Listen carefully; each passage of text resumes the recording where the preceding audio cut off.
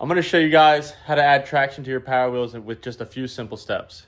For those of you that are drag racing these cars, know that traction is crucial, and that's kind of the problem we're always facing with these cars. I want to show you a couple different methods that we've tried and a bunch of different options that we have for traction and kind of what works best for us. So we have a couple different options here that we've tried out on Trevor's car. We've actually tried every one that's sitting here on the table.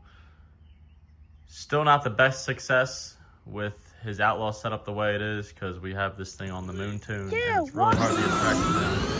But with his fastest pass, when he was going pretty consistent 1.9s, he dipped into the 188s one time and then was running pretty low 190s.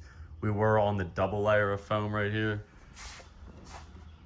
This tire has been through a lot. It's the double layer yoga mat. It's got a ton of passes on it. It's getting pretty heavy now from all the prep it's soaked up. But foam is honestly my favorite option. It gives a little bit of spin, so it saves the gears. But the issue with that is if certain surfaces you get too much spin. Right lane with the wind. But if you're on a really rough surface, the foam works great because it just dead hooks. And the rubber can be good as well, but it tends to be a lot heavier than the foam. So trying to get a wheel that's as light as possible is key to going fast and keeping the gears together. So here's a couple different foam options that we've tried. This is just a foam mat from Harbor Freight. You can actually get this. I believe AutoZone has it, CarQuest has it, Amazon. Super, super lightweight. Now, we always ran this stuff, but when we were going 230s, 220s, this foam was working perfect. But as the car got faster, this didn't work as well for us, so we started experimenting with other types of foam. So kind of where we're at now, if you're running like 250s or even 230s or slower, this would be a great alternative for you. Super cheap, and I'll show you guys how I put this on here in a minute. Another option, this is just another kind of foam material. I believe this was from Walmart. It's like a yoga mat. It's a little heavier. It's kind of squishy, where the other stuff isn't very squishy. It's just kind of hard. Now we used this. This worked great as well. We would just cut, measure out. For the McQueen tire, I would measure out about 4 inches, and then, how long I want to say it's 11.5 inches, but I could be wrong. But this is another great alternative as well. Now, this was just a little bit heavier than the gray mat, so that's kind of why we were sticking away with it. And then on the rough surface, we were shredding that, which kind of led us to this mat. Shout out to Doug on this one. He found this one. It's a very dense yoga mat, and now it's a little bit more expensive. It's a lot higher quality, but it has like strings inside of it to keep it all together. So this material does not shred. And like I said, it is squishy, so it does act like a slick. You just have to watch on like a very slick surface, like a garage floor, an indoor surface. This is not going to be a good option for you. This is going to be a good option for a rough outdoor surface. Or if you're prepping, it works great, but you just got to watch how much prep you put down, because if you do too much prep, it will just dead hook and break. A big shout out to Pimp Juice, Asian, for hooking us up always with the prep and taking care of us with that. But if you're not a fan of the foam, which I know some guys prefer the rubber, we just like the foam. But rubber works great as well. So any of these combos will work for modified class cars. I'm talking Outlaw kind of right now. Outlaw is really tricky for the traction, but if we're talking modified class, 3.0 index, stock class, any of these foam materials will work great. So will the rubber. This is just a basic bike tire that was bought from Walmart. You can get these from Walmart, your hardware store, bike shop, Amazon, anywhere. So we just cut the side of it off, so it gives it a little bit more bend to the tire, and then it also makes the tire lighter. Because again, remember, we want the wheel as light as possible, because it's a rotating mass. So the lighter the wheel, the faster it can spin, the less chance you're going to break a gear. So again, this combo here, Outlaw, super serious Outlaw setup, I wouldn't recommend it. Modified stock 3.0 index, this is going to work really good for you. It's pretty lightweight, pretty much any bike tire. Now, this leads us to the e-bike tire, which this is a lot heavier. But when we're talking Outlaw, this is the tire that's needed. So I'll drop a link in the description for all these materials as well. But this is once it's cut down, it's 4 inches wide. So you have a lot of surface, and you can actually do a little burnout with this, and it'll heat up and get tacky. So this works great for the Outlaw stuff. Works good for the modified cars. It works good overall. It's just a little heavier than your average material. But it really kind of all depends on the surface that you're racing on. I would recommend having a set of foam tires and a set of rubber, because as you know, we travel around doing these race events and the surfaces are always a little bit different. So I would definitely recommend building a set of foam tires if you can, and then having a set of rubber tires. And then another awesome option that we've been testing with, big shout out to Lyle's 3D printing. He does some incredible 3D printing products. He designed this super awesome wheel here. Check it out. It's literally like a slick. It's a rubber material, and it's got the wheel adapter built right into it. If you're interested in purchasing any of these wheels, check out Lyle's 3D printing, and he'll get you taken care of. So I know he's working with Retro Concepts right now as well on adapting his 3D printed brake kit so that you can use this wheel. Now, we've done some testing in our modified setup with this, and it works phenomenal. We have not put it on the Outlaw car yet just because we're waiting to adapt our brake setup. But once we do, we're going to do some testing on the Outlaw and see how well that tire works.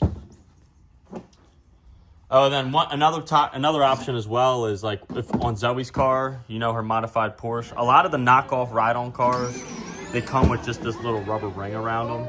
Now, if you're running, I would say, again, it depends on your gearing, but if you're running in like 3.0 index or slower, just this little rubber strip should be fine. Now, in Zoe's car, she's running like consistent 290s, 3.0s, and we have just this rubber strip on it. Gives her a little bit of spin to kind of save the gears and the motors. It works well, so you don't even have to add anything to most of the knockoff ride-on cars, which is great.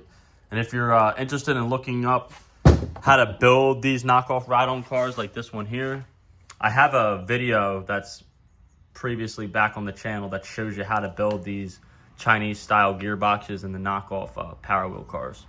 Super simple. But let's get into adding the traction to the tire. So we have a McQueen wheel here. We're gonna be adding rubber to this, because as you saw over the weekend, we were in Rockingham and Trevor's car was spinning like crazy. So we're gonna build him a set of rubber tires for that car, and hopefully it'll be good when it comes down to a slick surface. So a couple things that you're gonna need. You're gonna need your rubber, obviously. I like using the Loctite PL8. You can use the PL5 as well. This stuff just dries a little bit quicker than the PL5, but it works great.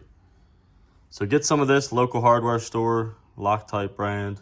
I've had the best success with this. The liquid nail stuff doesn't work very well.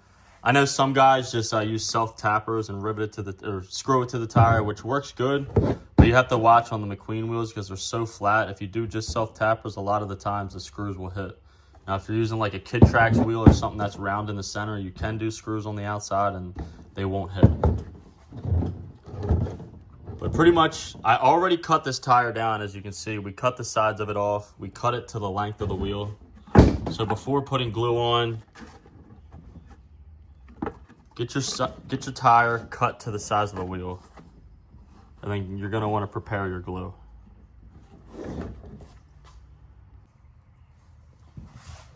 All right, so now we're ready to put our adhesive on.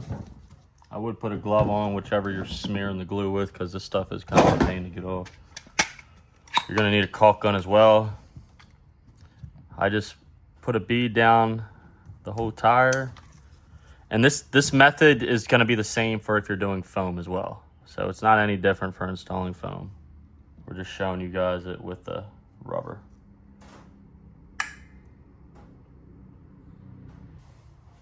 All right, now that that's on your tire, just kind of smear it out with your finger. Try to get it even. So I got all the glue spread out. It's kind of a pain because it's super thick, but this stuff does work really well, and it does dry quick. So once you get it on there, try to work fast. Once it's spread out evenly though, just grab your tire, kind of place it around there.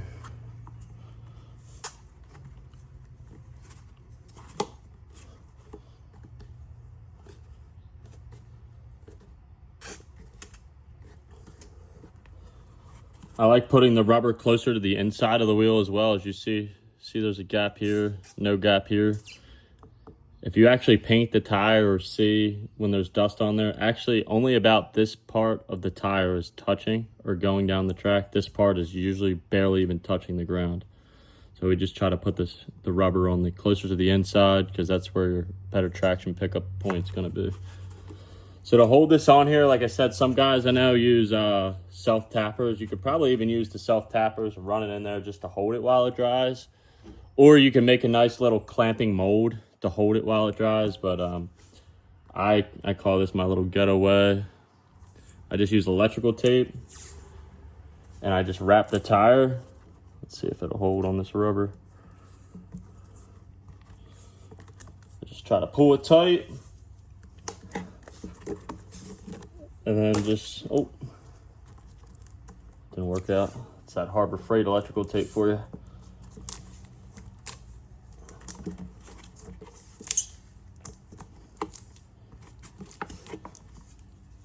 Then just keep wrapping the tire and try to get the rubber as tight as you can to keep that gap where it comes together super close so it's not lumpy going down the track.